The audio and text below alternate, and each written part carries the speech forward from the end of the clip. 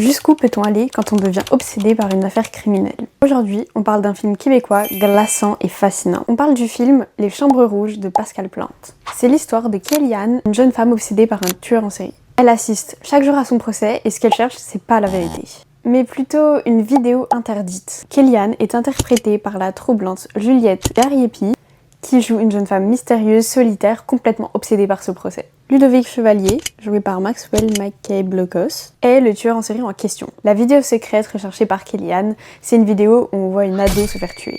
Côté casting, on retrouve aussi Laurie Babin dans le rôle de Clémentine, l'autre groupie du procès, Elisabeth Leca et Guy Tovets dans le rôle du juge. Et ce qui rend ce film dérangeant, c'est pas seulement ce dont il raconte, mais c'est aussi la manière dont il le raconte, puisque Pascal Plante maîtrise totalement sa mise en scène. Tout est millimétré pour créer une atmosphère très froide.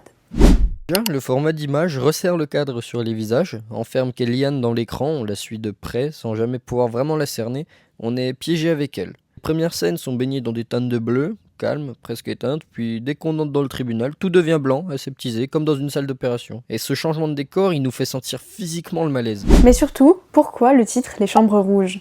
C'est quoi des Red Rooms, fameuses chambres rouges de l'internet clandestin, où selon certaines rumeurs, on pourrait voir des meurtres, de la torture et toutes sortes de choses horribles. Tout ça diffusé en direct contre de l'argent. Ce que le film dénonce, c'est cette fascination qu'on a d'aller vouloir regarder les choses interdites. Par exemple, le film ne montre rien, mais il nous fait croire qu'il va nous montrer quelque chose. Donc le spectateur reste pour regarder, pour essayer de voir ce qu'il va nous montrer. Et vous, est-ce que vous pensez que les chambres rouges, ce sont seulement des rumeurs, ou est-ce que ça existe vraiment?